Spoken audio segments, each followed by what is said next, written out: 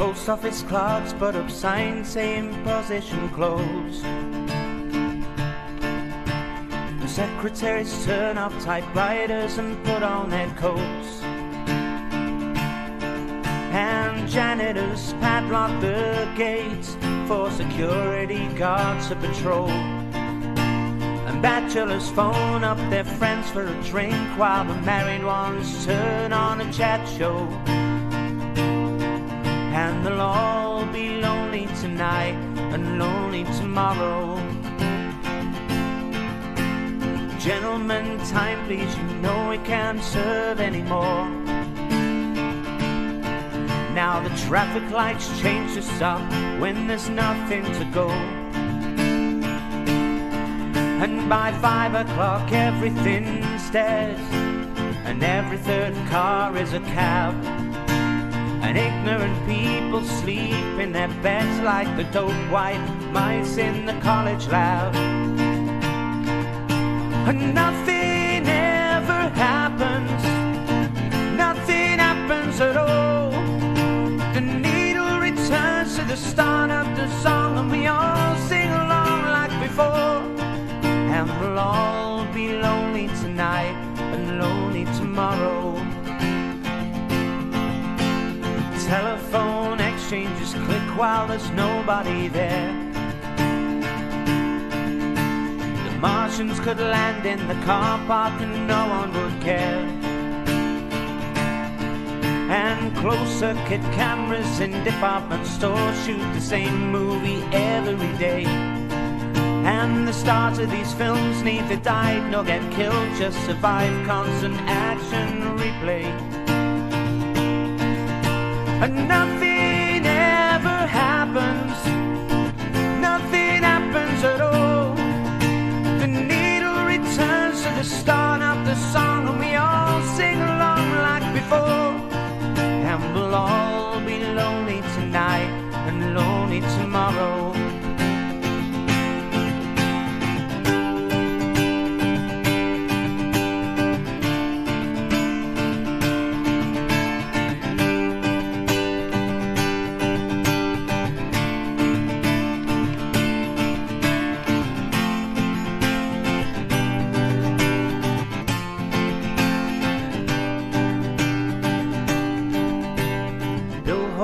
Advertise products that nobody needs, while angry from Manchester writes to complain about all the repeats on TV. And computer terminals report some gains on the values of copper and tin, while American businessmen snap off Van Goghs for the price of a hospital wing. And nothing ever happens, nothing happens at all. The needle returns to the start of the song, and we all sing along like before. And nothing ever happens, nothing happens at all. They'll burn down the synagogues at 6 o'clock, and we all go along like before. And we'll all be lonely tonight and lonely tomorrow. And we'll all be lonely tonight and lonely tomorrow. And we'll all be lonely tonight and lonely tomorrow.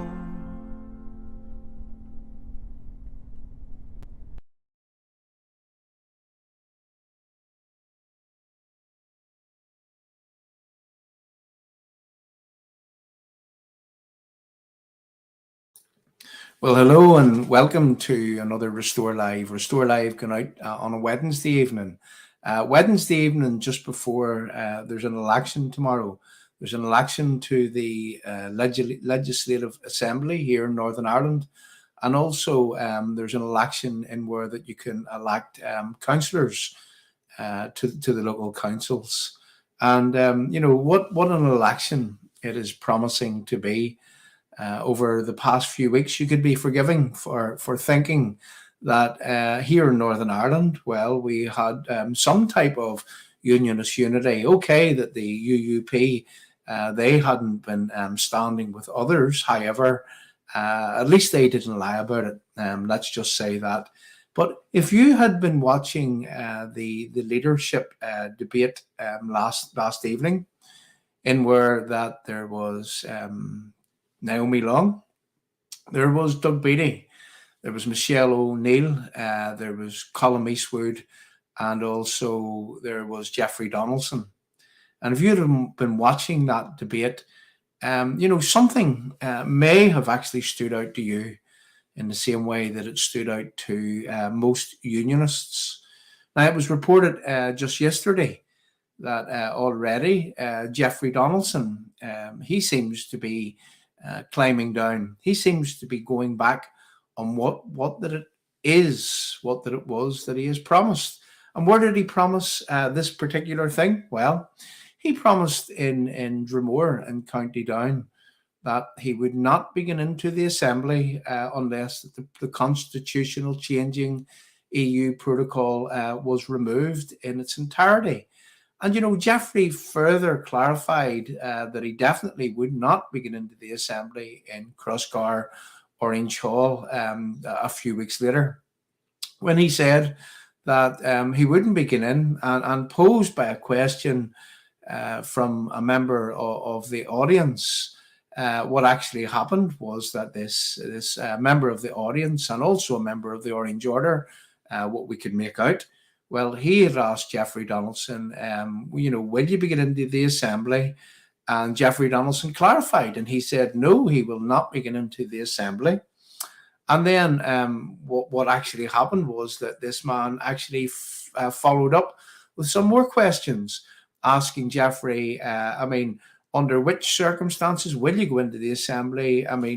Does it need do the EU need to let go of their hold in terms of the EU courts having a say over Northern Ireland without representation?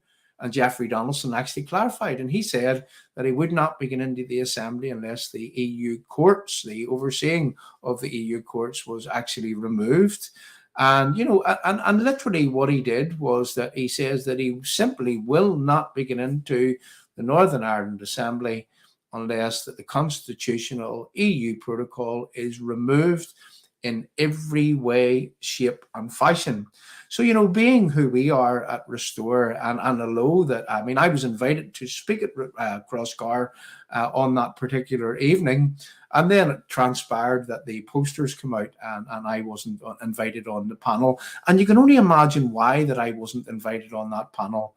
And that I could trace you back until Dromore, in where that, I would have tackled Jeffrey Donaldson in front of the entire audience, in where that, I leveled a charge at him, where I had said that if anything happens to Northern Ireland, I blame the DUP. I blame the DUP hierarchy, because the DUP were the only party that held it within their hands to offload this constitutional changing EU protocol, but only if they had of stood tall, stood strong, got behind the people of the Northern Ireland and said, under no circumstances will we let our electorate be second-class citizens. Under no circumstances, given that we won, we were victorious in the EU referendum, under no circumstances will we accept a border in the North Channel.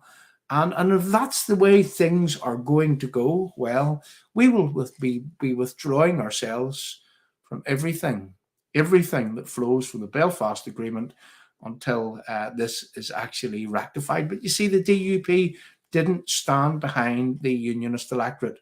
They didn't get behind the people, and they didn't stand tall when it actually mattered.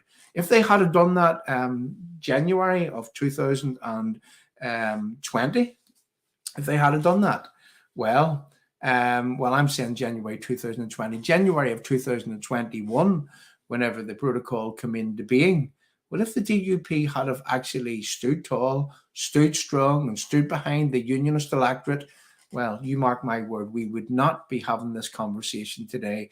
We would not have a constitutional changing EU protocol. And why?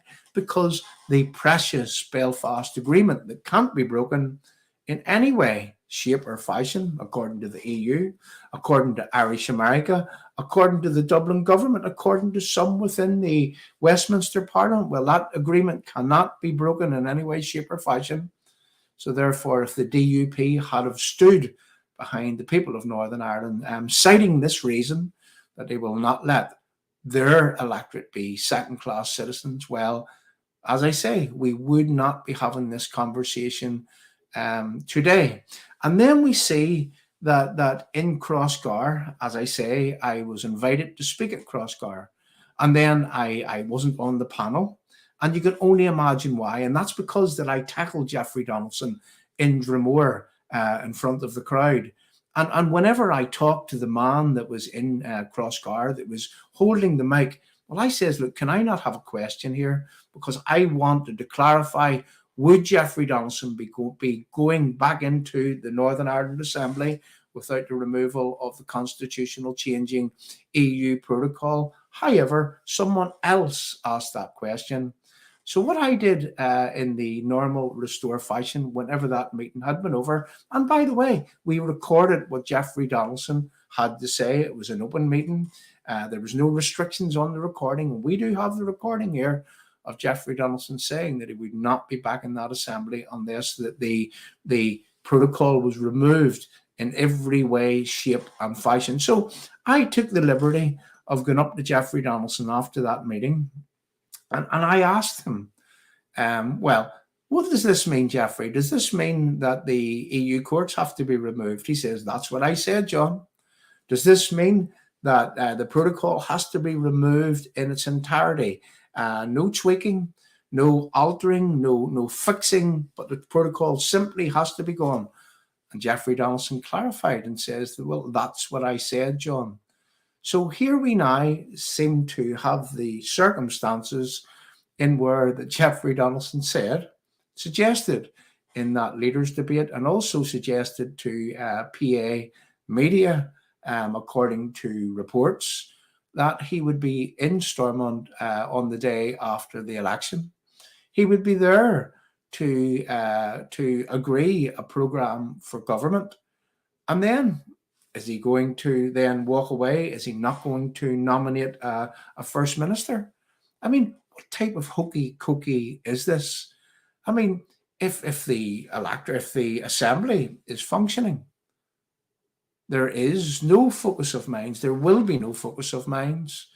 If the Belfast Agreement isn't under any threat, well, there wouldn't be any focus of minds from within the EU, from within Boris Johnson's government, from within the Irish establishment. In fact, they are all looking at the good ship unionism, and they are thinking, what fools for leadership have these people got? You know, they can't even fight meaningfully and proactively and in a way that would defend, protect, and enhance British unionism here in Northern Ireland. They tell the electorate one thing. They stand in protocol rally stages week in, week out, you know, sometimes more times in a week than you could care to count. And they say that they will not be going back into the assembly. And here we have it from Jeffrey Donaldson's own words, that he will be back in that assembly to agree a programme for government. He will be there on the first day. And, well, we can only imagine what will follow thereafter.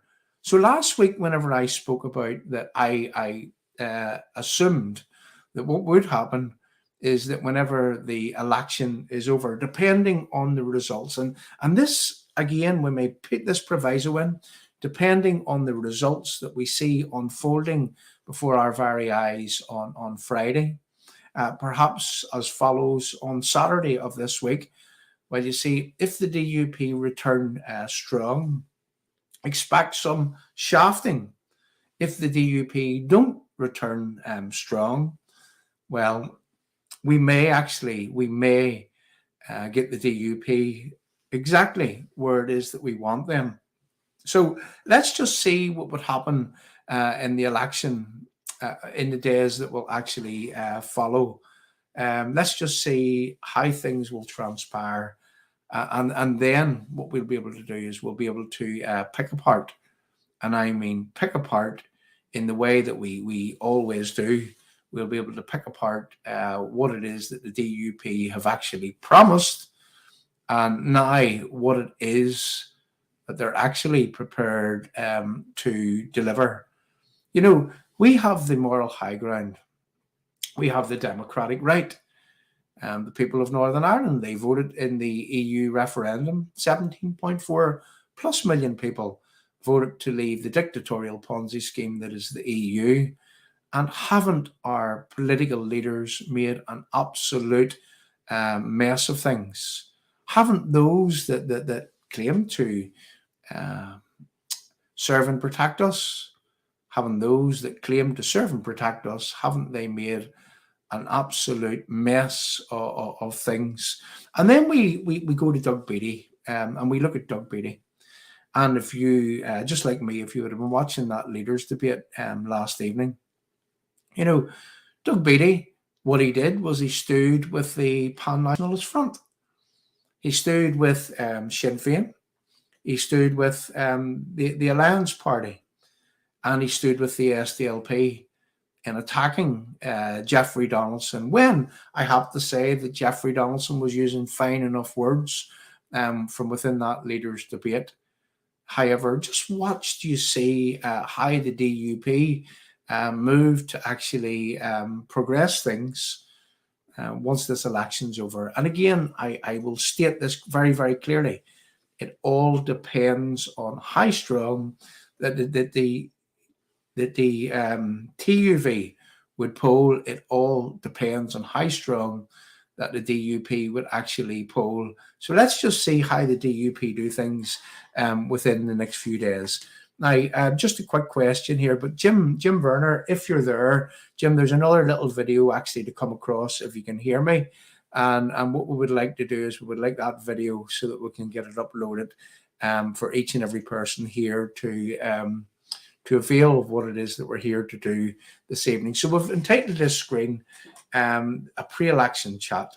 Really, we're here to have a chat with reference what's going to be happening with reference to this election and what will happen depending on who returns strong and who actually doesn't return strong within the next few days. So sticking with the theme of the constitutional changing protocol, what I would like to do is that I would like to go to a video. I would like to do things in a slightly different way. And I would like to draw your attention to a little video that I've watched several times over the past few days. And the reason why that I watched this was because this is a video by Lord Frost in the past few days. I think it happened on Wednesday of last week. And, this is Lord Frost telling the people of Northern Ireland, telling the wider United Kingdom that, their hands were tied whenever that they were negotiating with the EU. And the EU, they were using every single trick in the book to try to keep Northern Ireland away from the United Kingdom. And in fact, what did they say? Didn't they say that if the UK government, if Boris Johnson's government, if they didn't do a deal in the way that the EU would want them to do, they said that they would ensure, the EU would ensure that we wouldn't be able to send anything to Northern Ireland, and they would interfere with their trade. Now, what type of an organisation is that to want to be part of? Whenever we hear, say, Doug Beattie saying that he is a constitutional unionist, but he's not an economic unionist. Whenever we understand that Doug Beattie is an EU unionist, whenever we see some of these lick spittles running off to Brussels with their Oliver Twist bowl in hand, asking for some concessions. Whenever we see this, how pitiful is that? What type of leadership is that? According to the UUP, what they will do is they want to negotiate our circumstances with the EU, and they think that they're going to be successful in doing so. Isn't it pitiful that that's what we've got within British unionism today? Isn't it very pitiful that that's what the party of Carson has actually become? Mug Beattie and his merry band of rollover merchants who think that people here in Northern Ireland would actually trust them. Imagine trusting them with your future is something to be said. So what I'm going to do is that I'm going to do things slightly different here, in where that we're going to share a video. And I want to share this in a way that I actually done it last week, and we've done it quite successfully. So if you bear with me for a second or two, what I want to do is that I want to, bear with me, window. Okay, so we'll find what it is that we want to share. And we want to now see, is this playing in the way that we want to play?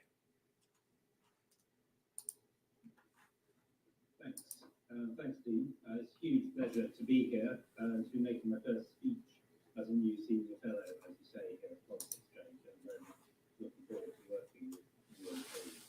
And thank you to Arlene Foster, former First Minister of Northern Ireland. Very pleased and honoured that she's taken time out to be here today and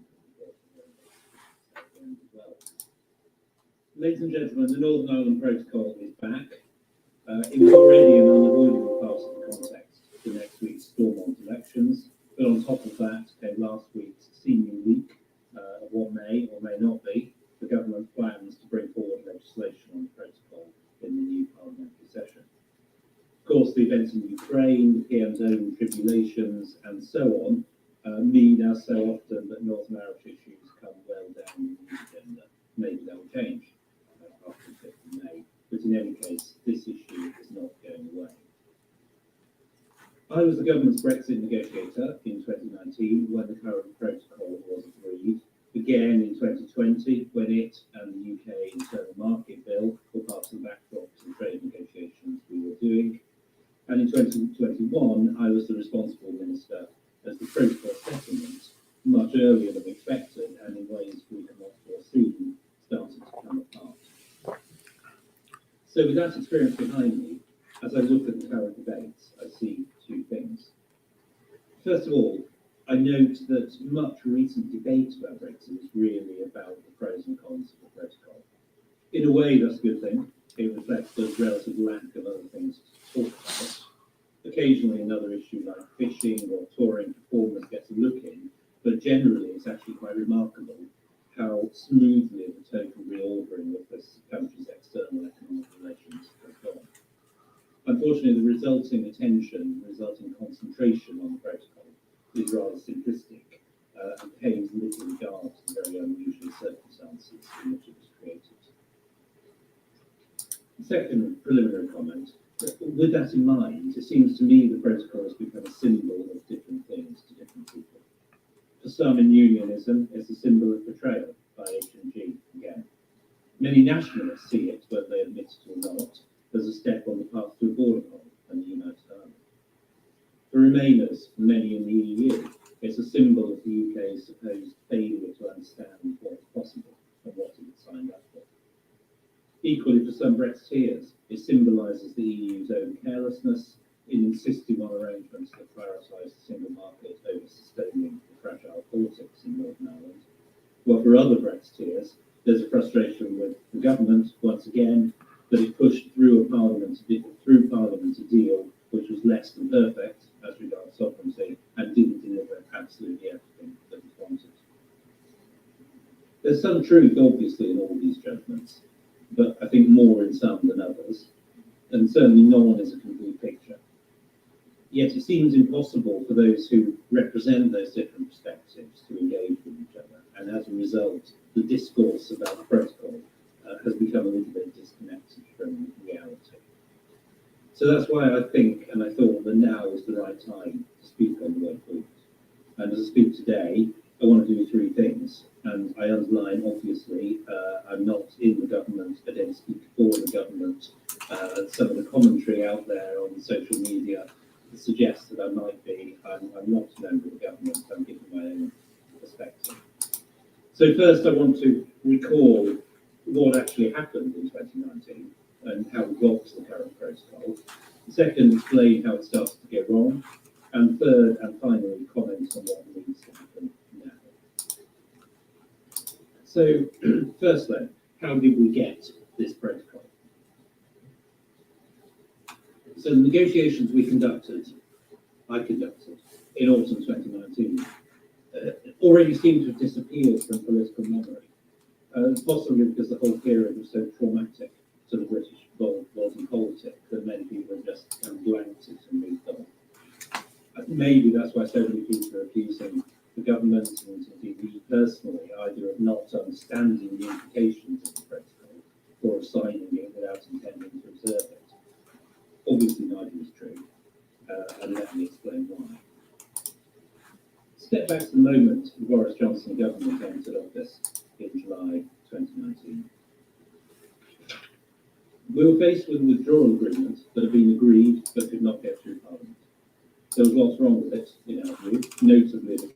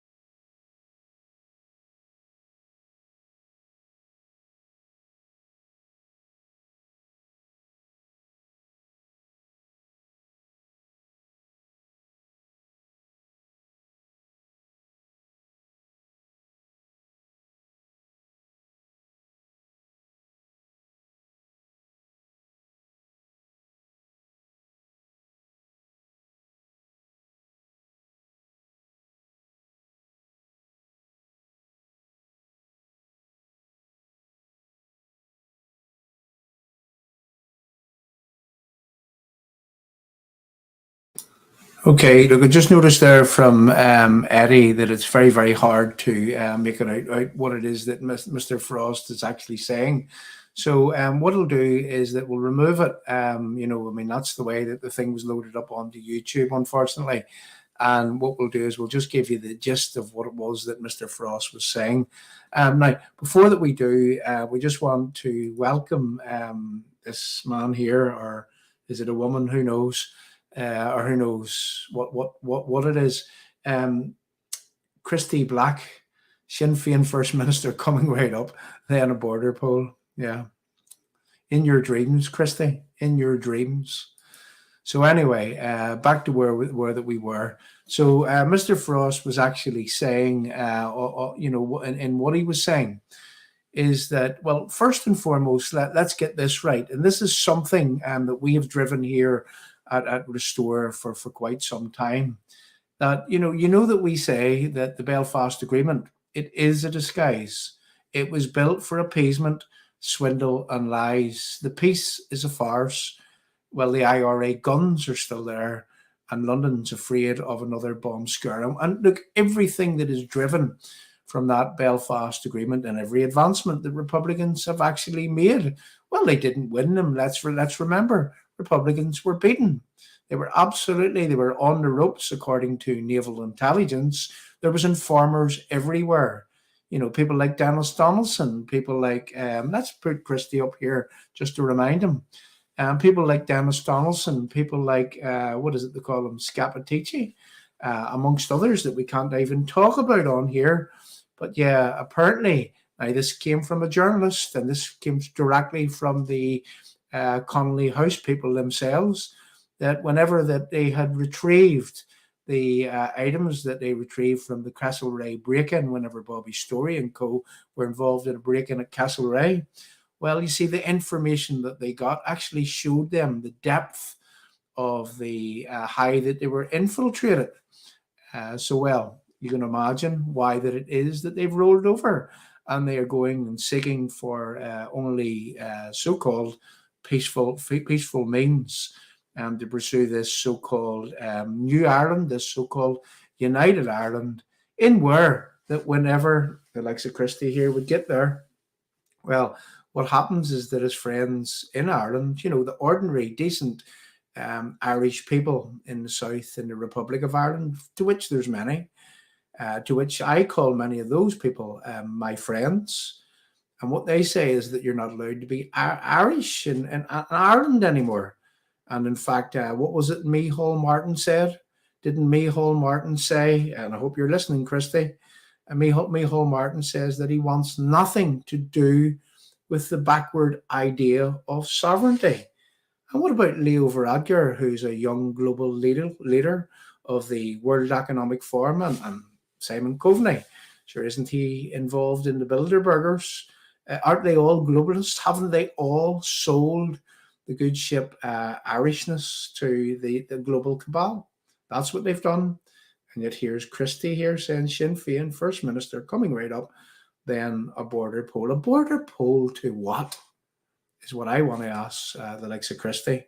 But anyway, we just thought that we would actually talk to you on your own level, Christie, so that you understand that, keep up the good fight, keep up the good work is all I would say to a man of your caliber, because, judging by a statement in which you've just made there, you don't know too much about what it is that's happening in the Republic of Ireland right now. That socialist hellhole that is being overrun by uncontrollable immigration.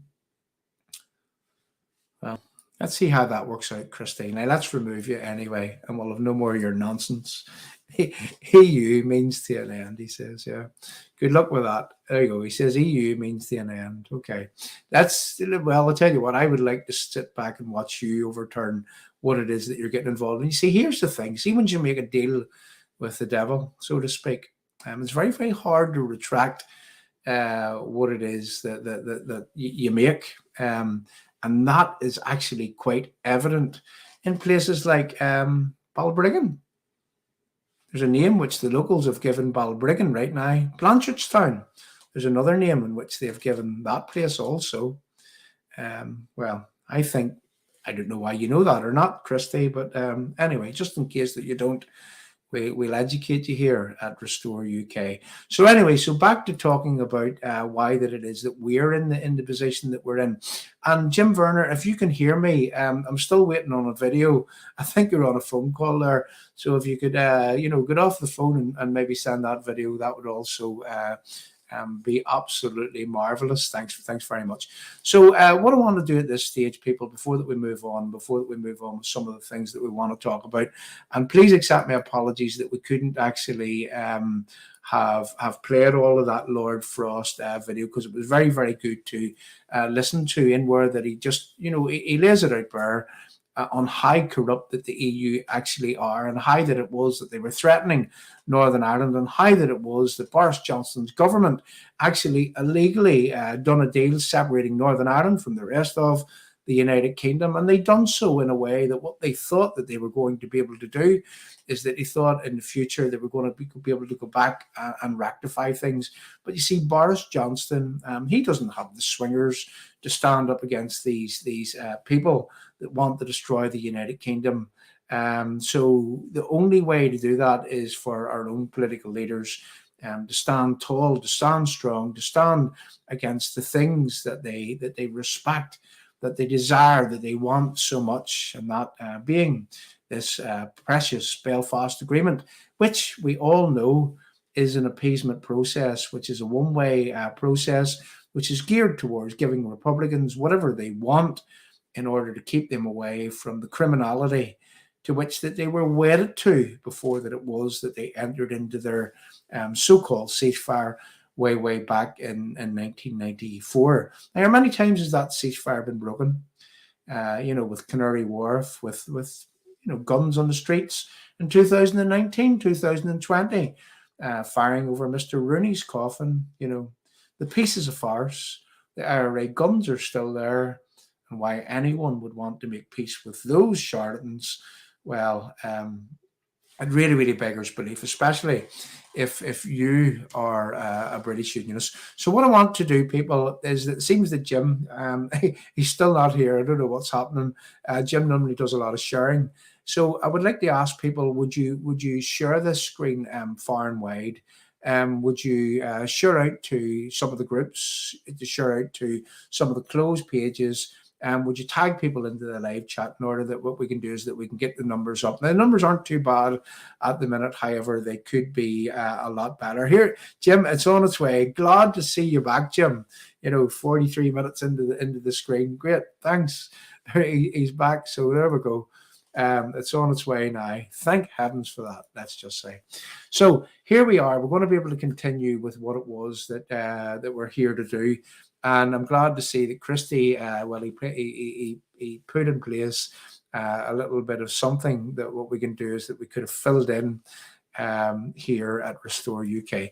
So where do you want to start, people? What I want to do now that Jim's going to send that extra video, I want to talk about a few things. I wanted to talk about the Northern Ireland election. I wanted to talk about that Lord Frost video, and where that he said that the Belfast Agreement is on life support. Now, you people, the people on this screen, the people on the live chat, the people that will come here to see this, the people that attend the protocol rallies. Well, you see, there's a lot of people that has been putting pressure under, bear with me, Jim, for a second.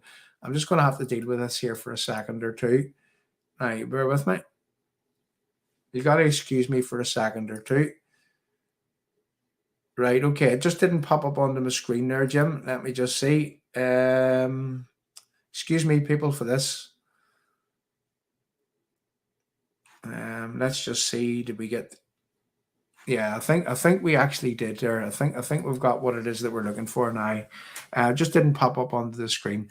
So anyway, people. So we're here to. Bear with me. Just put this down. Okay, sorry about all this. We'll get our act together by the next time around. That's a promise. We'll do this a lot quicker than we have done this evening. So okay, so I wanted to start off by talking about something. Okay, so we hear in the past few days about the Alliance Party. Now I had a lot more to put up on the screen. But as I say, everything seemed to have been done on a rush this evening, and we had a lot of little clips that we wanted to talk about.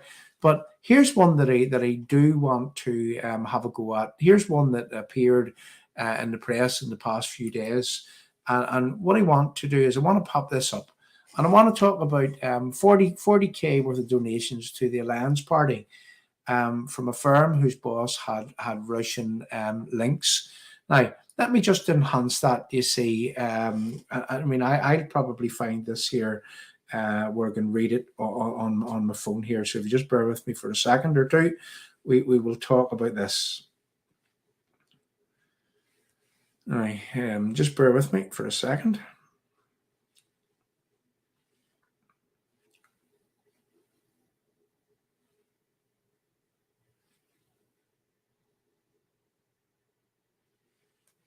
I'm nearly there, people. Just bear with me. I'm looking for the right image here. Oh, here we go. Here we've got it now. So 40K donations to Alliance from a firm whose boss had Russian links. And then when I zoom in, the Alliance Party has confirmed it accepted more than 40,000 in donations from a drugs company that had links to Russia. The same firm inherited by a Swedish millionaire, philanthropist, and explorer, who was an honorary Russian consul and lives in Switzerland, also gave them more than 443,000 to the Liberal Democrats. That's in England.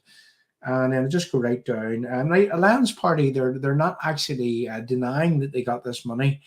A party spokesman told Sunday Life Alliance received donations in 2017 from Ferring, they were corporate donations and not from any individual connected to Ferring. So anyway, just reading on down, Ferring Pharmaceuticals focus on reproductive medicine and mental health. So you can only imagine, like there's a firm, here's a company who gives the Alliance Party 40K in donations, and what they promote, or what they make, is they make reproductive medicine. Now, what is reproductive medicine, you ask? Well, just in case that you don't know, well, reproductive medicine would be abortion pills and so on. And we all know how that it is that Alliance would support abortion. And whenever the abortion debate was on, I mean, we would have had Alliance Party, we would have people like Sinn Féin, we would have had the UUP in its hierarchy. We would have had the SDLP. I mean, who remembers the little posters from Mary Lou McDonald and also from Michelle O'Neill, where they says that the North is next for abortion. And, and a lot of the problems that people had with abortion, now, this is me just telling people what the problems that people had with abortion were.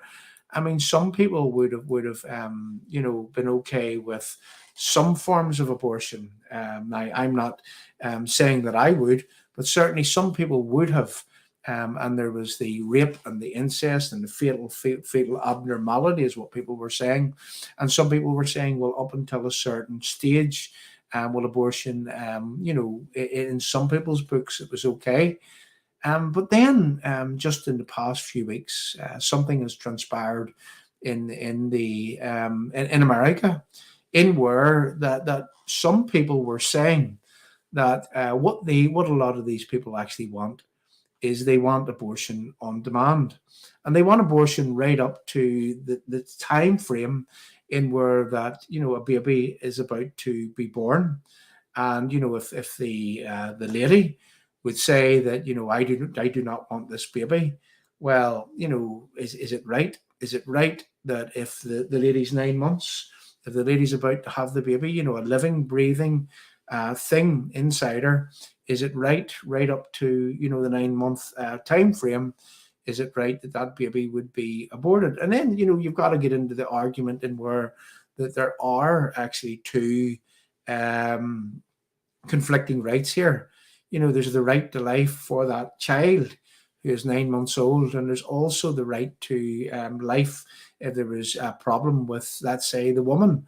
But what they were saying in America, what I understand, is that if the lady's mental health wasn't so good, well, then that lady might have the right to abort that child. Now, let's just listen to something which was happening in America just over the past few weeks here. and then we'll go on to another video that Jim has just sent me. So I wanted to play this in order that people could understand what gave rise to the controversy which you now see playing out before your very eyes, and where that some of these liberals in America, well, let's just see what happens in the next days and weeks in America whenever they say that what's happening is that the Supreme Court in America would be seeking to remove a lady's rights, is what these liberals are saying. So let's just hear something that happened in the past few weeks in America. How late in the third trimester could a physician perform an abortion if he indicated it would impair the mental health of the woman? Or physical health. Okay. Okay. I'm talking about the mental health. So, I mean, through the third trimester. The third trimester goes all the way up to 40 weeks. Okay, but to the end of the third trimester. Yep, I don't think we have a limit in the bill. So,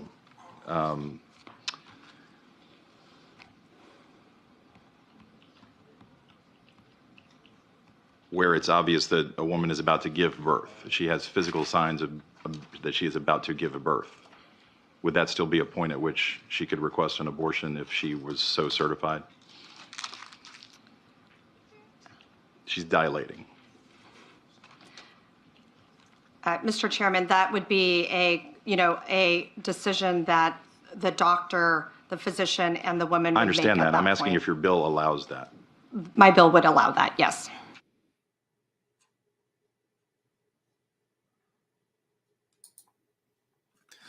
So this lady's bill going through in America, or hoping to be put through, what she was looking for babies to be aborted right up to the 9-month period. And, if you heard that man questioning what it was that she was permitting those circumstances, or wanting to permit within her bill those circumstances to occur, was that if the lady's mental health wasn't too good, well, she could seek to have the baby aborted whenever it's about to pop out. And then you now can make sense of what it is that's been happening in America in the last few days, and where they're now saying that the Supreme Court are seeking to have this thing called Roe versus Wade overturned. And there's going to be, well, let's just see how that these My Body, My Choice Brigade actually deal with things in America. And let's see how this spills right across the Western world. And you didn't hear that in the media in the past few days, that these liberals, you see, these so-called liberals, these liberal folk, whenever they're seeking to abort babies right up to the 9-month period, that's abortion on demand. That is the worst fears of people who would have had that dilemma, in where that there are two conflicting rights to life under circumstances, and where that does the baby have a right to live, or does the mother have a right to kill that baby? There's the dilemma that people face. And, a lot of people would have accepted up until a certain date. I think it's up till 3 months, the way some people would have accepted.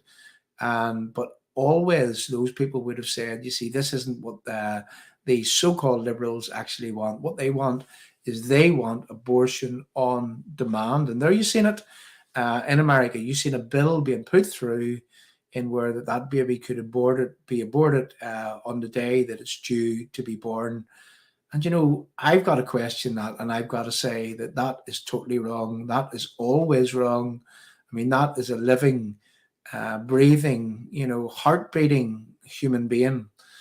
And that should never be permitted to happen. But you see, this is what liberals do, so-called liberals.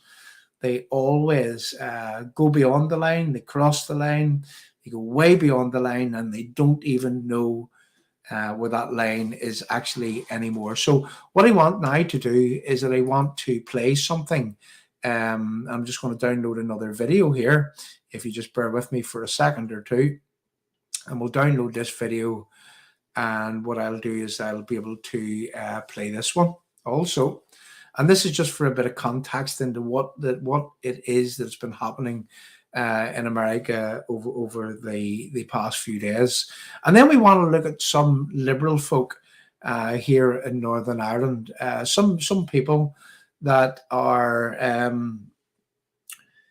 some people that you know, these people would say that they're progressives. They're progressives in Northern Ireland, and these are progressives from the so-called unionist side of the camp. So let's just see how progressive that they really are. Now, just bear with me. I'm going to share another video here. This is the video that came late, but however, thankfully, it's here for us to play now. Here you see. So yeah, this is the one here that we're looking for. So here we go. Now, at this very moment, Roe v. Wade remains the law of the land. But let's talk about what a world without Roe looks like. Women in almost half the country could see their access to abortion severely limited. In 13 of those states, women would lose access to abortion immediately and outright. Those Republican leaders who are trying to weaponize the use of the law against women. I would just like to remind you of Kamala Harris, Joe Biden's second in command, let's just say. And, you know, she's now saying that there are people in the Supreme Courts that are trying to weaponize the law against women. And notice how that she's making this a man and a woman thing. And if anyone would be weaponizing anything, well, I put it to you that it is this lady here, this lady, that is weaponizing and trying to suggest that men are doing things in a way that women, they wouldn't have the choice over their own body. And, you know, remember what I showed you just a few moments ago, in where that there was a bill that was trying to be pushed in where the babies could be aborted right up to the day in which that they were going to be born. And ask yourself a question: are these people, are they liberal? You know, what is a liberal? Is a liberal a live and let live type? Is a liberal a respecter of all persons? Is a liberal a respecter of life itself? Is a liberal a respecter of a baby? You know, ask yourself a question. You know, are these people really, are they liberal? Or are they some type of vile excuses for human beings hiding under the banner of progressive and liberal? Is this what these people really are? You know, are we living in a time when these people tell us that they're trying to create peace, whenever it transpires that they are actually the aggressors? When it is that we look at Ukraine right now, when it is that we understand that these people and their party and the people that associate with their party, well, are trading in the world into a very, very dangerous place. And are they really liberal when they're doing that type of thing? Well, I put it to you that they're actually not. So let's listen on to this so-called progressive, this so-called liberal, as she explains, as she tries to whip up hysteria, creating a warring front which actually isn't there, and trying to stir women up against men. Just listen to how that it is that she stirs things up, and then just watch what happens in America in the coming days and weeks, and then we all know who and where that we can actually level the blame when this pushes out across the Western world. Well, we say, how dare they? How dare they tell a woman what she can do and cannot do with her own body? How dare they? How dare they try to stop her from determining her own future? So by trying to stop a baby being aborted 9 months old, you know, the day that it's meant to come out, that's a lot of power in the hands of a woman, where she can say, terminate that baby. That living, breathing, heart beating thing that these people are wanting to give ladies the ability to say, well, kill that baby. Kill that baby because I don't want it, because my mental health isn't right.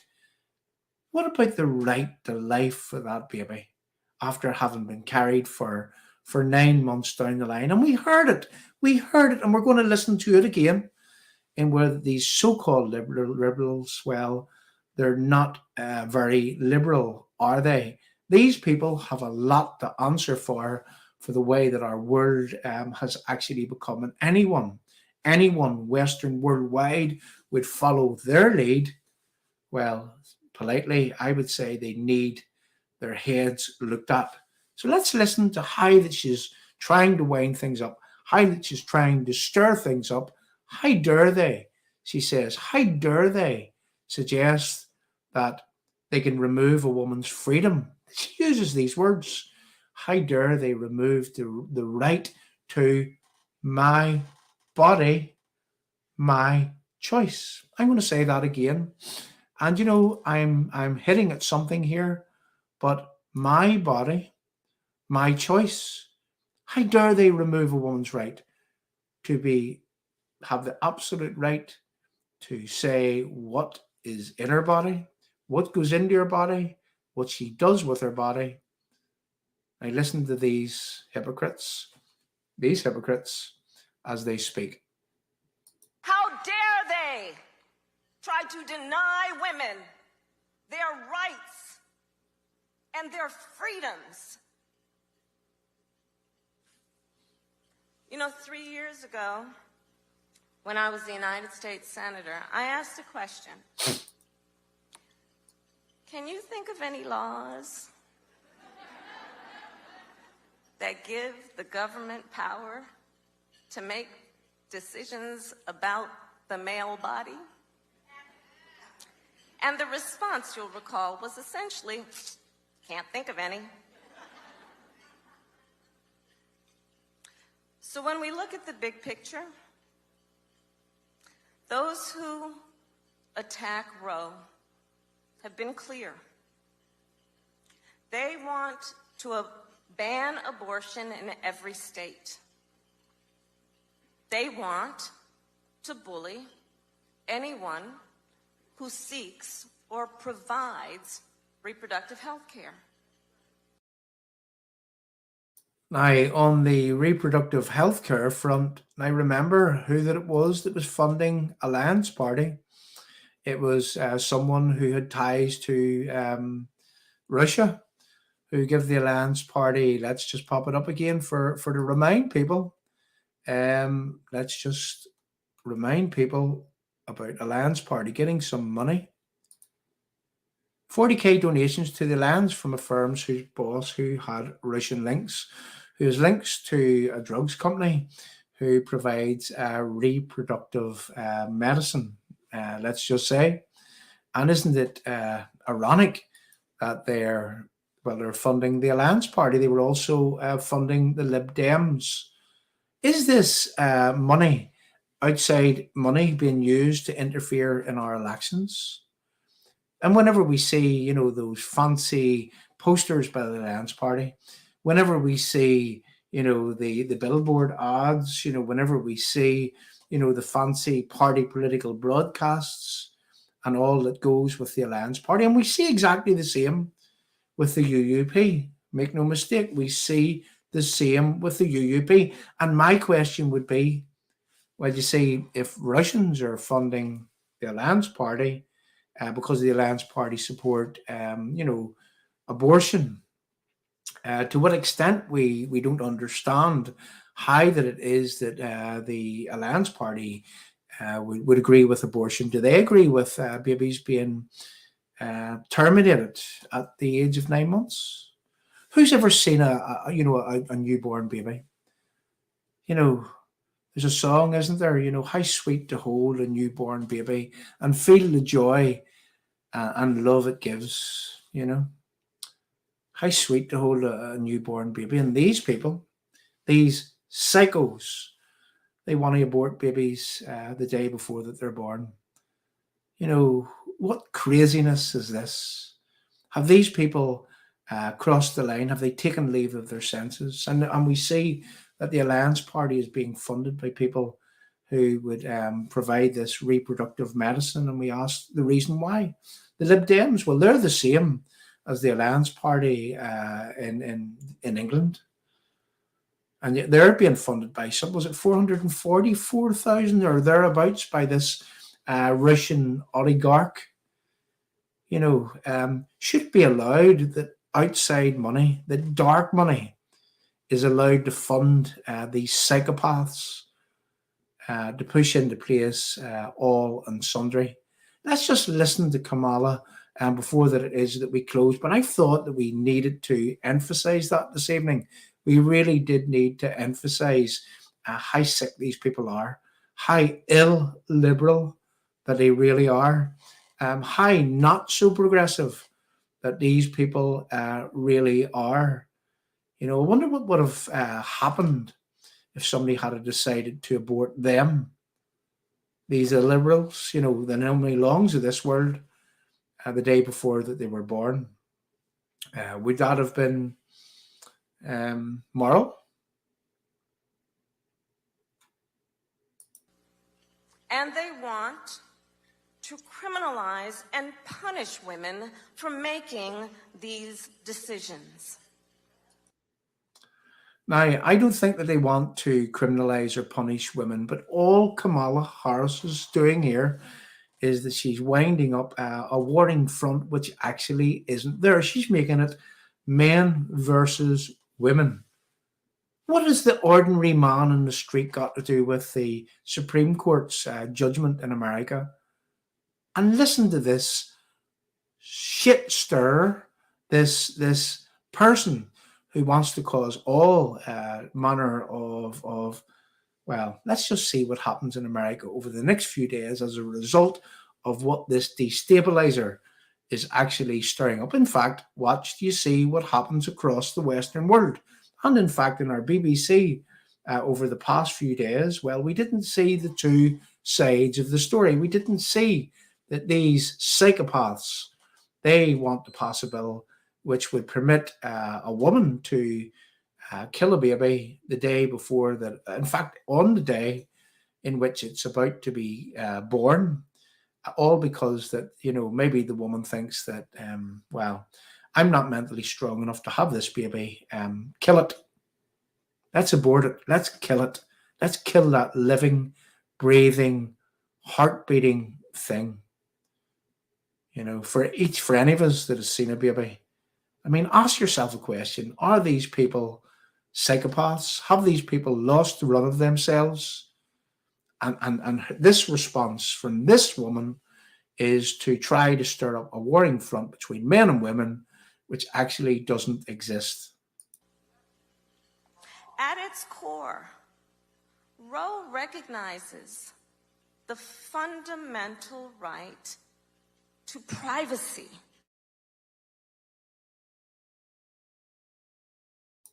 So there you go. There's Kamala Harris, you know, the vice president of the United States, so-called United States. They're not very united right now, are they? But, you know, there's the vice president stirring up problems between men and women, which actually doesn't exist, which shouldn't exist. And, you know, and why? All because, and let's listen to this once more, and then we'll move on. But this has to be told. This has to be put in context so that you can understand that the BBC, that your mainstream media, well, they're not putting the full picture in front of you. In fact, all they're letting you listen to is the warmongers like Kamala Harris and anyone else. Let's listen to this once more. About your bill, how late in the third trimester could a physician perform an abortion if he indicated it would impair the mental health of the woman Or physical health. Okay. Okay. I'm sorry. So she's defined physical or mental health. How late can that baby be aborted? Now listen very carefully, and this is the bill that these psychopaths are trying to push through in America right now. Isn't it any wonder that the Supreme Court has stood up against this? But you're not getting this context, are you? Talking about the mental health? So, I mean, through the third trimester. The third trimester goes all the way up to 40 weeks. Okay, but to the end of the third trimester. Yep, I don't think we have a limit in the bill. So,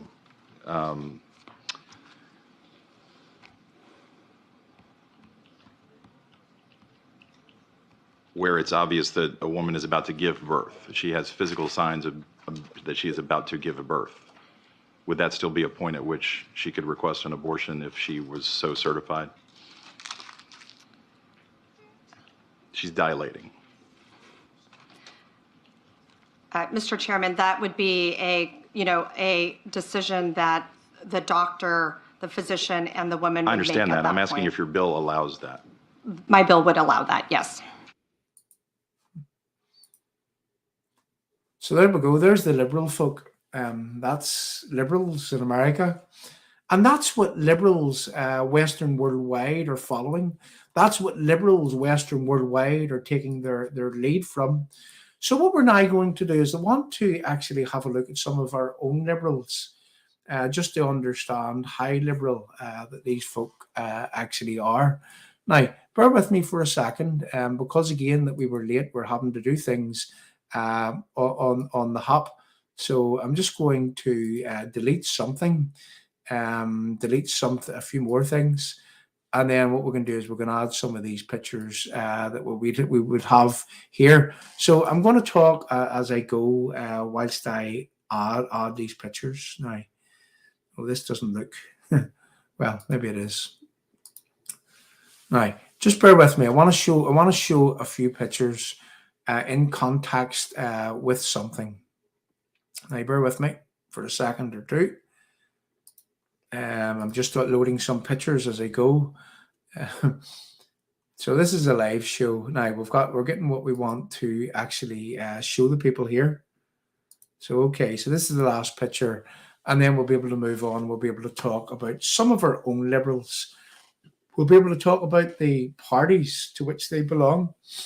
We'll be able to talk about the harebrained schemes that these so-called liberals would have, these progressives. You know, when we hear about Sinn Féin talking about progressive politics, you know, what is it they're talking about? When we hear Mug Beatty talking about progressive politics, liberal politics, what is it that Mug Beatty's talking about? When we hear the Alliance Party talking about progressive and liberal politics, what is it that the Ulster Unionist Party are talking about? When we hear the SDLP, the Green Party, you know, the People Before Profit, and all of these people, what is it that these people are actually talking about whenever they're talking about? Now, we've established what a modern day liberal actually is when we seen Kamala Harris. When we heard her try to stir up a fight that isn't actually there between men and between women, trying to blame, you know, that it is men that is forcing this upon women, stirring up these so-called liberals in a way that there will be trouble. There will be trouble in America. And this could be another George Floyd moment. Just watch, you see what transpires. You know, anytime that these psychopaths in America wind something up, well, the Western world, they normally see the repercussions of these psychos and what it is that they're pushing for their own political expediency, their own political ends. So let's now look at some of our own liberals, and let's remind people how that these progressives actually like to progress society. So we're going to start off by a blast from the past. Okay, no, let's not go there first. Let's just pop up a billboard and something that was on a billboard, and let's just talk about one Stephen Farry. And I just don't have the video clip of it, but I'll be able to narrate over this here. So here was a question for some of these so-called liberals, some of these progressives, you know, the Progressive Ulster Unionist Party, Progressive Sinn Féin, Progressive Alliance Party, Progressive SDLP, Progressive Green Party. You know, all these progressives that want to destroy the fabric of society, in order that they can get a vote, in order that they can pretend that the emperor's new clothes, the emperor isn't wearing any clothes, in order that they can pretend how wonderful those new clothes actually are. Who else is progressive? Well, let's talk about Farry first, and then we'll go on to a blast from the past, and then we'll show you some more. Okay, so dear MLA candidates, what is a woman? Respect my sex. I'll just enhance this for a second. So this is from Women's Rights Network NI. So this is women actually fighting back against these so-called liberals, these so-called progressives. Dear MLA candidates, what is a woman? Hashtag respect my sex. And this is coming from women who have decided that these so-called liberals do not speak for them. These so-called progressives, they do not speak for women. And in fact, some of the things that they progress with are damaging the very substance of what it is that a woman actually is. So respect my sex. What is a woman was the question, and the clear question that was posed in this billboard. And then we heard Stephen Nolan asking Mr. Farry, can a woman have a penis? And and he bumbled and he fumbled and he blathered. And he said, well, if someone thinks that they're a woman, that's okay. They can be a woman. And who am I or who are you to question? He didn't ask him that. He asked him, can a woman have a penis? And the real clear answer to that is no. A woman can't have a penis any more than a man can have a vagina. In fact, wouldn't it be bizarre if a woman could have a penis or a man could have a vagina? It would be absolutely bizarre in the extreme. And yet some of these politicians, in fact, most of these politicians, they, because of American-driven, what is it they call it? They call it liberal hegemony.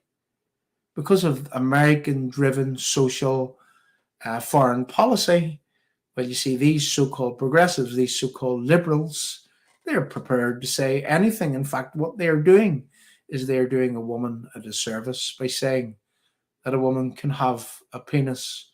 Well, suppose that a woman could have a penis if there was one cut off a man and maybe sewed onto her. But that really wouldn't be a woman having a penis, would it? But there we go. That was from Mr. Farry from the Alliance Party. And that was him being progressive. That was him being like Kamala Harris. That was him being liberal. And these liberals are absolutely bunkers. Let's face fact. They've lost the run of themselves. And these so-called liberals are not very liberal at all, are they? So now let's look back at a few blasts from the past. And I think that we really want to do this. We want to do this for documentation purpose. Who remembers this one? Because this one actually makes me smile whenever I look at it. Okay, so I'm going to pop up a picture from, a lady that was in the PUP. And we're going to pop up this picture and we're going to let you see the headline first. And then we will let you see a tweet that was delivered by this so-called Progressive Unionist Party member at the time. This was a progressive to the extreme. This was a liberal. This was a live and let live type person. Well, so much so that I think that she's crossing a few boundaries whenever that she done this. So let's remind people of this lady. Okay, so Sophie Long quits the Progressive Unionist Party after McGuinness condolence tweet row. So there's Sophie Long just in front of you there, a progressive, liberal, someone who would go the extra mile to ensure that she made everyone feel welcome. Now let's just look at that extra mile And let's just understand. I mean, what is it that is in these people's heads? I mean, do they seek to shock people? Do they seek to go further across that line than anyone has ever crossed that line before? Do they seek to be looking for the next best thing? Do they seek to be doing and outdoing anyone before them? Let's just remember what the tweet was all about. Now, pop this up again. So Sophie Long quits the PUP after McGuinness condolence tweet row. And let's have a look at the tweet. Okay, so condolences to Martin McGuinness's family, his friends, and his comrades. You know, I'm going to say that again. Condolence to Martin McGuinness's family, to his friends, and his comrades. Now, you could be forgiven for thinking that that would have came from someone that was in Sinn Féin. It may have came from someone that was in Alliance Party. You know, who knows? Would it today come from somebody in the Ulster Unionist Party? Because they seem to be seeking for other things, and we're going to speak about that in a moment or two. But, you know, condolences to Martin McGuinness's family, to his friends, and to his comrades. You see, that is a liberal, a modern day liberal. That is a modern day progressive who's involved in progressive politics, so much so that she's given condolences to the IRA for the loss of the butcher of the Bogside. I just wonder, would Patsy Gillespie's family would have approved of Sophie Long's tweet? Condolences to Martin McGuinness, his family, his friends, and his comrades. I wonder, would the Claudy bombings, would the people that lost their you know, the young lads in the Claudy bombings, I wonder, would those families have approved of Sophie Long's progressiveness, of her progressive politics, of her all-embracing, outright, out there, woke, liberal embracing of everything? I just wonder, has some of these so-called liberals, well, we know that they're not very liberal, have they actually lost the run of themselves in some of the things that they do? So there we go, a reminder of Sophie Long. She quit the PUP, she moved on, goodness knows where she is today. Is she electioneering for the UUP perhaps? Who knows? Mug Beatty, maybe he has a place, a special place within the UUP for Sophie Long, you know, for putting out tweets like this. Then we remember, in the past few days, we remember one Mug Beatty and his party actually calling for the Casement Park, for the money to go into Casement Park. And people might think, well, Windsor Park has already got 29.5 million, say 30 million. And we remember that Ulster Rugby has already got 19 million, let's call it 20 million. Combined Ulster Rugby and the Irish League Football has got 50 million, roughly, thereabouts, between them. And Mug Beatty is calling at a time whenever people can't get ambulances, people can't get health treatment, people can't get a doctor, at a time whenever everyone says that there needs to be health reform, at a time when the Ulster Unionist Party are so proud of Robin Swan and how that it is that he's been dealing with the health service, I may add, that has never, ever, ever been in such a dire state all of my life, and I'm now 53. And yet that is the Ulster Unionist Party as they celebrate the victory of Robin Swan for having delivered the worst National Health Service ever in your lifetime and in my lifetime, and at a time when that health service is absolutely strapped for money. Well, the Ulster Unionist Party are calling. Remember I said the Windsor Park got 29 odd million, let's call it 30.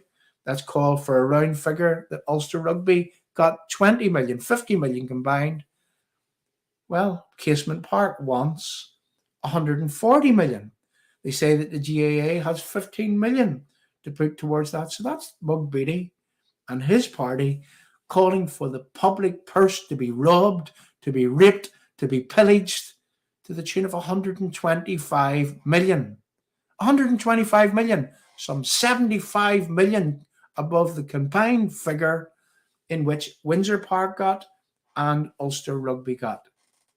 What's wrong with giving Casement Park 30 million and telling them to go and to sing for the rest? What's wrong with that? Yet Mug Beatty, the Ulster Unionist Party, these liberals, these so-called progressive folk, would see progressively. That's how they destroy the fabric of society, by spending money that we don't have on things that we don't actually need. What they're doing is they're spending money to try to attract votes. That's what they're doing. That's what your progressives do. That's what your so-called liberal folk do. And then who remembers? Let's not let the Ulster Unionist Party off the hook. Who remembers Mug Beatty in Irish America in late November? Him and Mike Nesbitt talking with and dealing with an Irish American fund. And then we see the money that is being spent on the Ulster Unionist election campaign. We see songs being commissioned.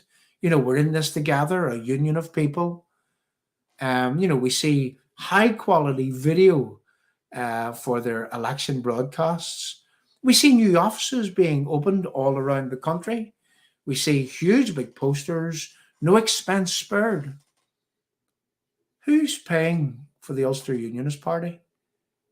Which fund is paying for the Ulster Unionist Party? Which fund is unfairly enhancing the so-called progressives in the Ulster Unionist Party?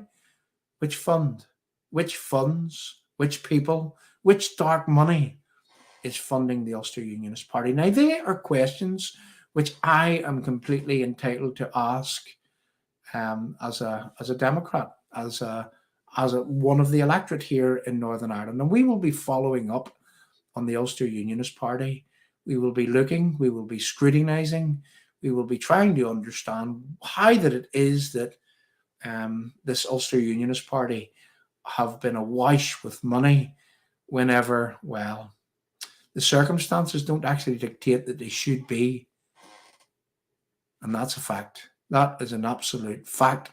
Who's funding the Ulster Unionist Party to try to do real democracy for the people here in Northern Ireland? And that's a real question to the people that come here to restore on a regular basis. So people, we're coming to a close. We're coming to a close. And really what I wanted to do is that I wanted to talk about liberals, so-called progressives, and I wanted to talk about them in a way that just shows how illiberal that they really are, how that they're complete opposite of liberal, how that they're not very progressive, are they? That's what I wanted to talk about. I wanted to talk about how that it is that these so-called liberal people, these so-called progressive people, they're destroying the fabric of society for each and every one of us. And Christy, I'm glad to see that you've actually stayed here, where you say the NHS will be privatised. Well, it looks like that, Christy. It actually looks as if that the NHS is moving towards privatisation under these so-called liberal folk. I hope that you're not a modern day liberal, Christy. I hope that you're not a progressive type. I hope that you're not actually hoping that if you ever do get a new Ireland, that you're going to be going to some sort of utopia in where that Irishness would be respected in that I'm going to say that socialist hellhole that is a Republic of Ireland, and where that your leaders have given you away, and where that your leaders do not allow the Irish folk to be Irish anymore, and where that Micheál Martin, let's remind ourselves, in where that Micheál Martin would have said that he talked about the backward idea of sovereignty and how that no one should respect it. Whatever happened to what was in the proclamation? The right of the Irish people to be sovereign or the indefeasible right of the Irish people to be sovereign and to have ownership of the land. Well, how's that working out for the Irish people in an Irish republic right now, Christy Black? Well, if you answer that to yourself, you'll understand that, well, you understand that the people here at Restore, well, we talk the truth and we don't differentiate about talking about where the corruption would land, because it's landing right now in the Irish Republic. And don't you make any mistake about it, is that if they defeat British Unionism here in Northern Ireland, and they won't do it without a fight, but if they defeat British Unionism, you're next. You're next. Republicans are next. Ordinary people, well, everything that has ever been done in the name of republicanism will all have been done in vain. And that's a fact. So anyway, moving on. So there we go. There's us talking about liberal folk. There's us talking about progressives. There's us talking about progressiveness. There's us talking about the Ulster Unionist Party having joined with the Pan-Nationalist Front last night to attack Jeffrey Donaldson. Whenever Jeffrey Donaldson's words was fine enough. Now, we do expect Jeffrey Donaldson to roll over and not to uphold the promises that he made to the British Unionist electorate. We do expect that, because that we've come to expect that of the DUP. But how vile is that whenever an Ulster Unionist Party member would actually join in the attack with the Pan-Nationalist Front against a unionist on a live TV debate? Well, that's how progressive Doug Beattie is, Mug Beattie. That's how progressive the UUP are, and that's how progressive politics works, and that's how liberal Mug Beattie actually is. You can be anything in this country right now except for a British Unionist. And the Beatties of this world will actually help add insult to the injury of the people of Northern Ireland, as the world and their globalist pal would try to heap the pressure on the British Unionism. I think they've underestimated the resolve of ordinary people from within British Unionism. So we're going to do one more progressive, and this one takes the biscuit. This one really takes the biscuit. And you know, this is a find and a half for this little video clip to be played. Now, let's just play you a clip of one. What is it, the colour? Is it Julianne Kaur Johnston?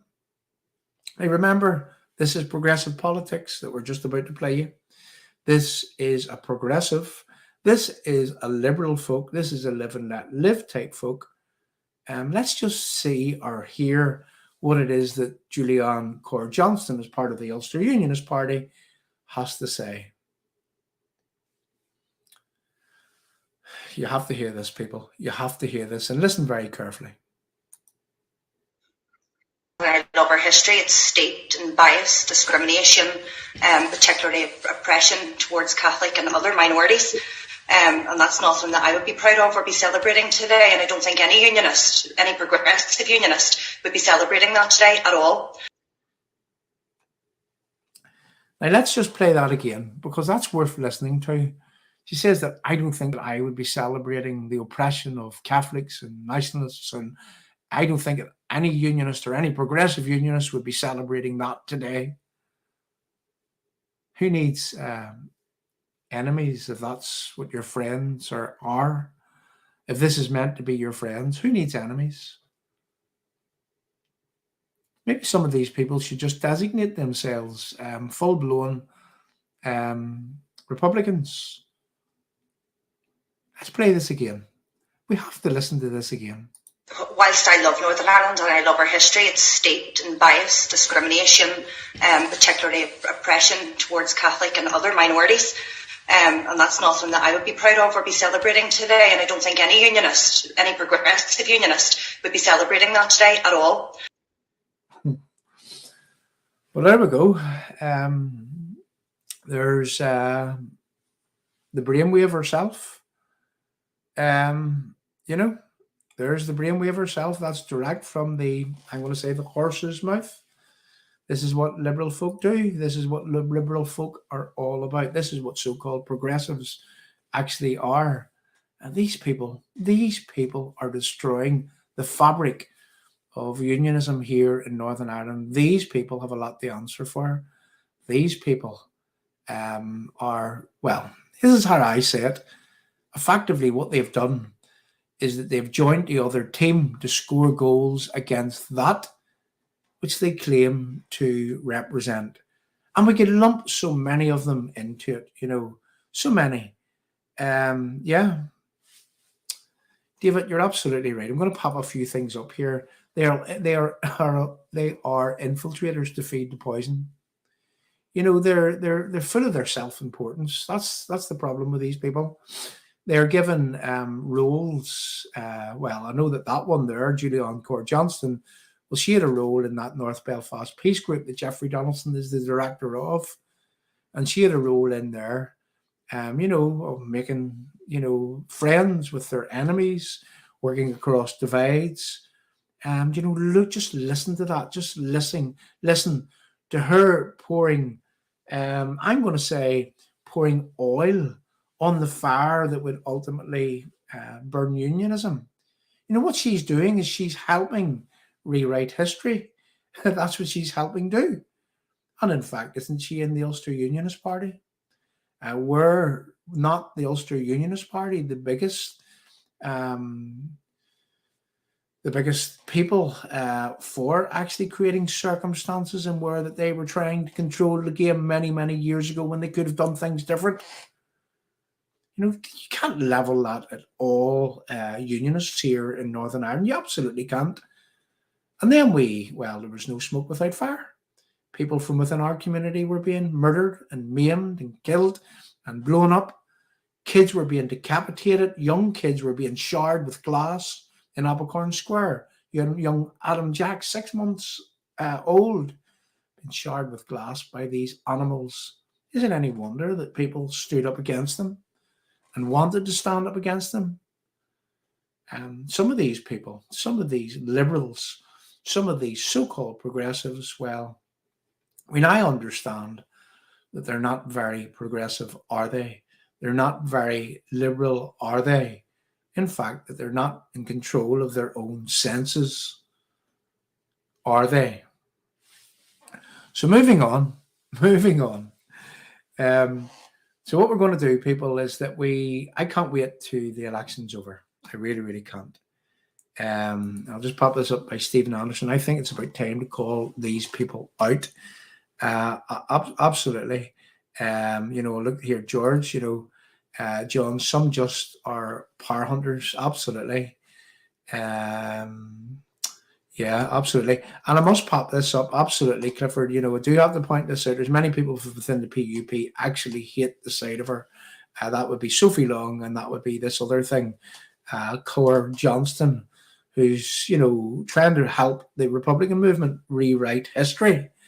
Would you imagine? And all for her own self-advancement. That's all these people are actually in for and into. So there we go. So what we're going to do, people, is that we're going to talk about, just before that we go, we're going to talk about, it's the election tomorrow. We're going to talk about how that as many people should get out and vote for the only chance that we have in this country of turning things around. And that is a vote for the TUV, is a vote well placed.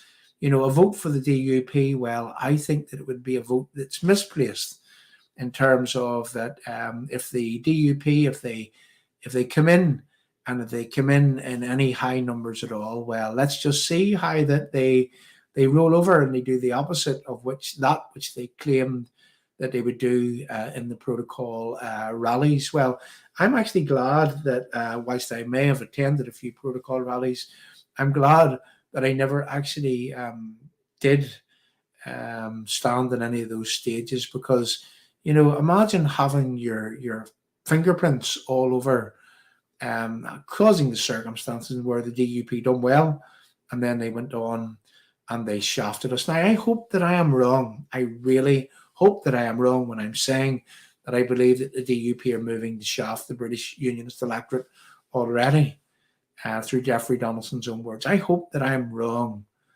but I don't think that I am.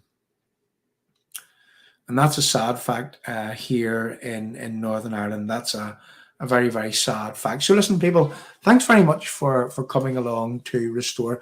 I hope that was slightly different this evening. I hope that, we had a lot more than that, which we could have shown, but I really wanted to take a look at these progressive types. Whenever they talk about their progressive politics, well, look at how progressive that they really are.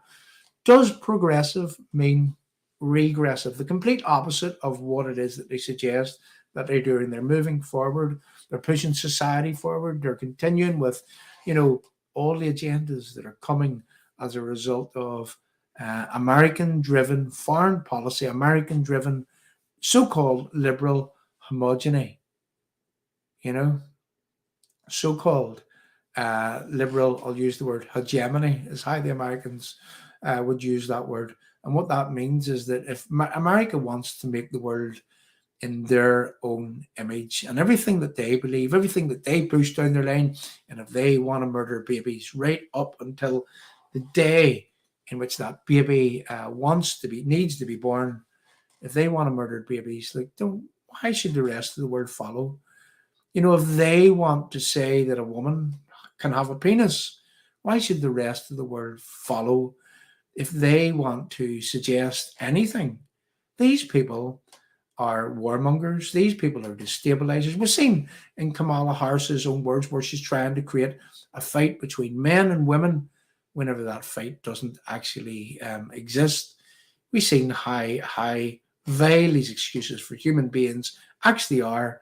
And then we look at these liberals, these so-called progressives within our own society, and we note that every single thing that comes as a result of American-driven so-called liberal hegemony, well, these progressives, they're ready, willing, and able, and waiting to push into our lines whatever it is that it doesn't matter how bunkers it is, these so-called liberals are there to push into our societies what will ultimately destroy the fabric of our societies. I hope and I pray that the TUV do really well at tomorrow's election. I really do. I hope that we can begin a fight back. I hope that we can turn things around. I hope that we can lead a real, meaningful, and proactive fight back against these so-called progressives, these so-called liberals that would destroy society for not only you, not only I, not only the people that's here on Restore UK, but also for their own family and for their own children and their own children's children. These people need to be saved from themselves. They think that they're progressing when in actual fact, all they are doing is regressing, and in a way that the fabric of society will actually be destroyed. So people, good luck tomorrow. Good luck tomorrow. We will be back again on Friday whenever we see some of the results coming through. I hope that you enjoyed what it was that we done this evening in a slightly different way. But, sometimes some things have to be said. No doubt I'll not be the flavour of the month from the so-called liberals, from the so-called progressives. And we can see how vile some of these people can actually be. Well, do I worry? Do I look as if I'm worried? Yeah. I'm just hoping that we can get at these people, we can get at them good and proper whenever this election blows over. Because make no mistake, it is those people who are destroying society and everything that is stable within society and everything that is good about society. These people are destroying absolutely everything. Just a short word on the Belfast Agreement. By way of a video, we're going to play us out then with a patriotic song. I would like to ask people to, if you like what it is that we do, what I would like you to do is that if you can help our work, I'm going to pop up a link before that it is that I go. And I'm going to ask anyone that would like to help our work here at Restore there's a PayPal link in the live chat. If you would like to click on that link and pop a few pounds in, it always helps what it is that we've got to do. What I want to do is I want to get to the back end of this election in order that we can take the gloves back off again, and we can get at the people who are rolling over, who are not doing what it is that they said that they were going to do, and who are not protecting, who are not serving and protecting British unionism here in Northern Ireland. We really need to get at these people, and we need to get at them right.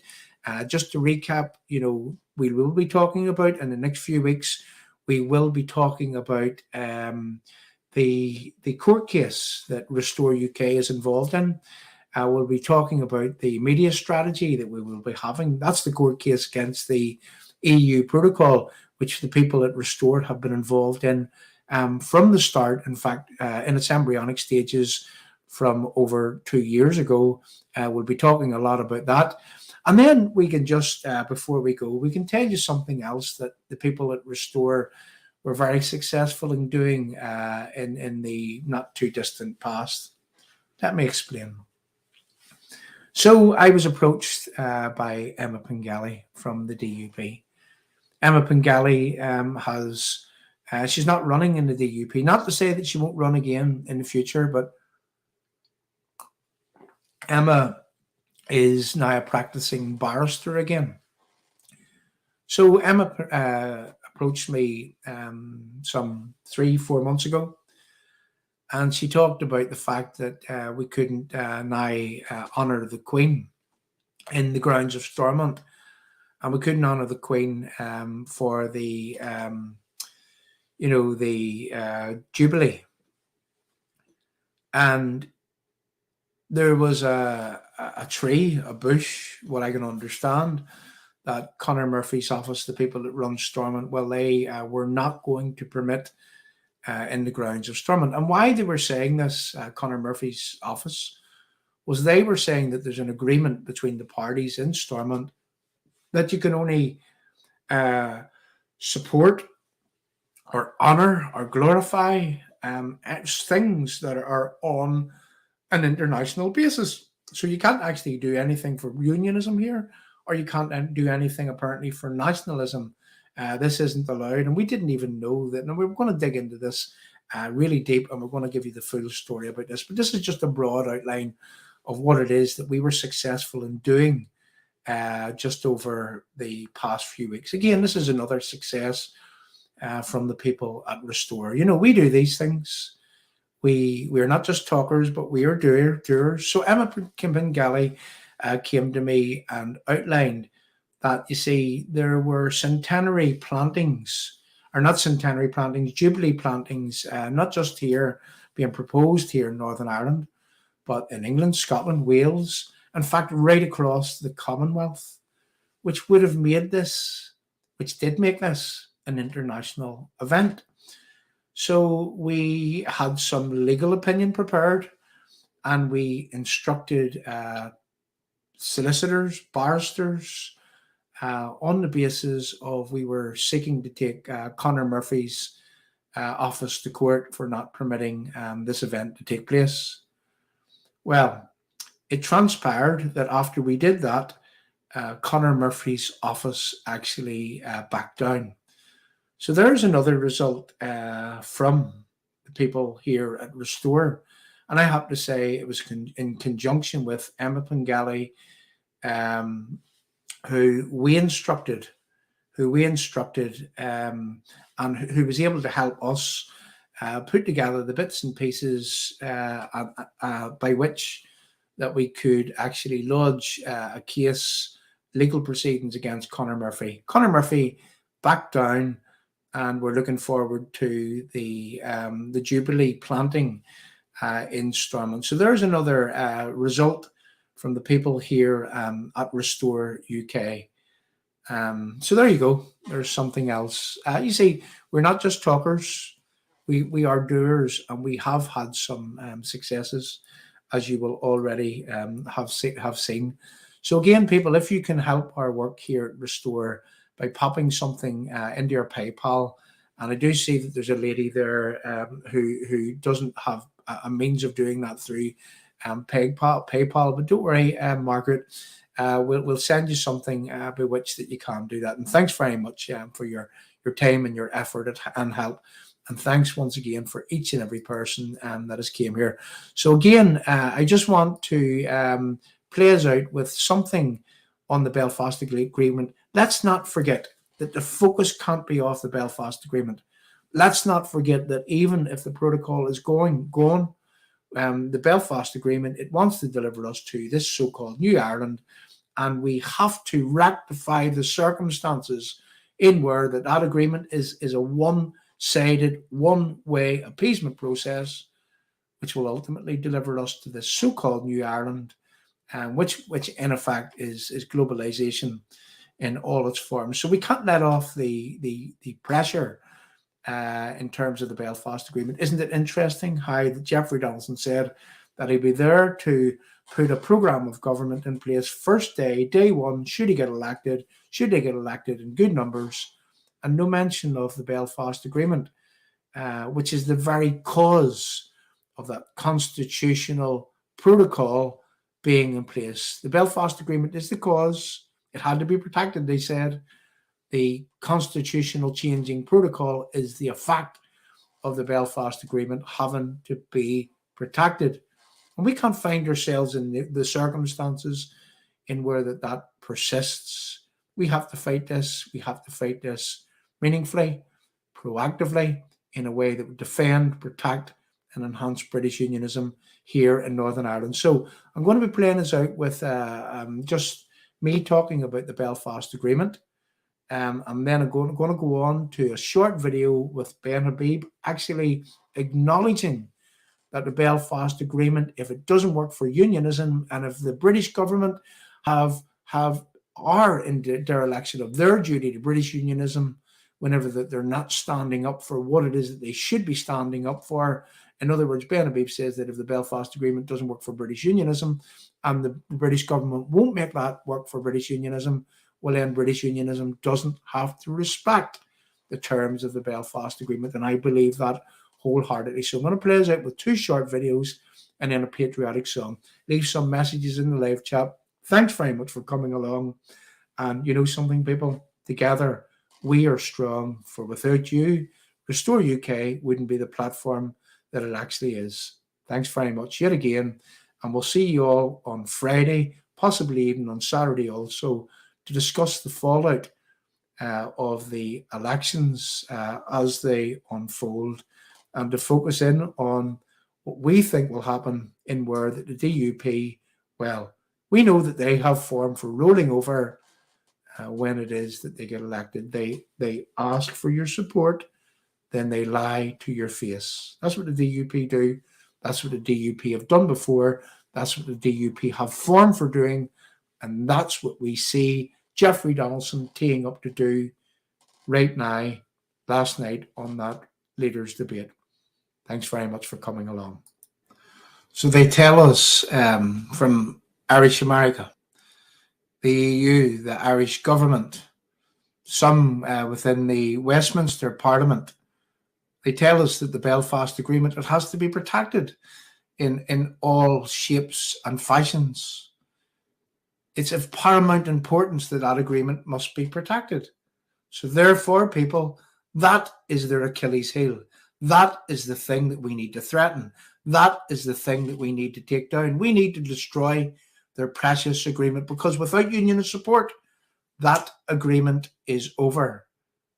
Are we asking to return back to the bad old days? Absolutely not. Absolutely not. You see, you can be against an appeasement process and you can be still for peace. That Belfast appeasement has been working for the IRA terrorists in where that in 1994, late 1994, there was talks with the British government. And those talks would have went on for a while, in fact, over a 4-year period. But in 1996, the IRA let off a bomb in the Docklands in Canary Wharf, causing £500 million worth of damage. And that was the IRA tactically seeking to create what we now know to be an appeasement process, and ever since that point going forward, whether it be bombs in the Docklands, Canary Wharf, whether it be Northern Bank raids, whether it be gathering information that is useful to terrorists, whether that was killing people in 2015, one in the markets and one in Short Strand, and don't let anybody tell you that that was not the IRA conglomerate linked to Gerry Adams' Sinn Féin group, because it was. You know, whether it was that, whether it was the guns being out on the streets in 2019 and again in 2020, one for Mr. Rooney, Lower Falls, D Company of the IRA, with their guns shooting over a coffin. And where's Simon Hoare shouting about those things? You see, it didn't matter. It constantly didn't matter. And they were only a few things that I just mentioned there. It didn't matter what the IRA done, when they done it, how they done it. It didn't matter if they murdered people. It didn't matter if they blew places up. It did not matter if they even, just quite lately, where they make rules in Stormont and they don't abide by those rules, where they get a British state funeral, all because to ensure that you don't threaten those who would come out onto the streets in violence again. And that's exactly what has happened from the inception of the talks about talks, going through to the Belfast Agreement, running right through to today's date. That Belfast Agreement and every single thing that flows from it, it doesn't work for British Unionists here in Northern Ireland. And you know, all the protocol rallies in the world, all the standing on stages in the world will not get the same results as threatening and pulling down and insisting that you're not going back anywhere near that Belfast Agreement until that there's a level playing field, until that we have our rights reinstated here in Northern Ireland, and we can continue on building reconciliation with the ordinary decent people of Northern Ireland from that day going forward. But until that day, stability can never occur in this country, because, you know, when you enhance one at the expense of another, well, you see, you get resentment, and no process that is ever produced real reconciliation has ever been built in such a way. So you see, there's the Belfast Agreement. There's what needs to be done with the Belfast Agreement. You know, we need to be very, very serious about how that it is that we protest from here on in. We need to protest against their precious agreement. And I'm talking to British Unionists here. And if we fail to do so, well, I'm afraid that every single thing that you've ever believed in will be lost and gone forever. You see? Well, I mean, John, you make an absolutely pertinent point. And it's very interesting. The first time, it was you, actually, first time that really woke me up to this. When I remember in Lagan Valley, when I was doing one of the rallies, you asked the bench, Jim Allister, Robbie Butler, Jeffrey Donaldson, Kate Hoey, and me. You asked each of us whether we'd support the Belfast Agreement. And frankly, I was taken aback by your question, because I was there fighting the protocol. I wasn't there fighting the Belfast Agreement. And I thought to myself, is John biting off more than we can chew? Because, yeah, I agree, the Belfast Agreement was taking defeat out of the jaws of victory, but is this now the time for the fight? And I've realized, actually, John, and it is largely down to you waking me up with that question. And then Jamie Bryson went on to say a few things that really resonated with me, that actually the Belfast Agreement, it may not be the foundation of the problem. I think the foundation of the problem may even go further back than that, like the common travel area, the right for Irish citizens to vote in Northern Ireland and so on. There may be more fundamental foundations going even further back. But the Belfast Agreement is certainly a very, very big step towards the appeasement of nationalists, the appeasement of terrorists, and turning, again, Westminster turning its back on its obligations to British citizens in Northern Ireland. And if our government can't get behind the Belfast Agreement to make it work for unionism, if our government actually tinkers with the Northern Ireland Act 1998 to foist upon unionists in Northern Ireland the protocol which is so obviously against the union, then I think the Belfast Agreement cannot be trusted. It cannot be relied on. And if that's where the government wishes to take events, if that's what it wants to put in unionism's face, then unionism must stand up to the government and say, we're not going to abide by this agreement, because the government of the United Kingdom itself isn't abiding by it. And, you know, I think you're absolutely right in making that argument.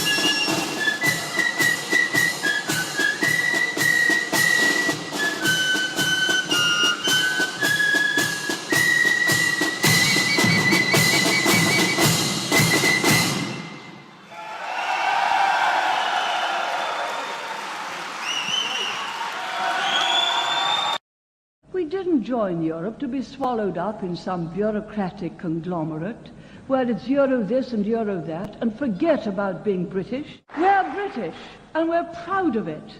Proud of our traditions, proud of our national character.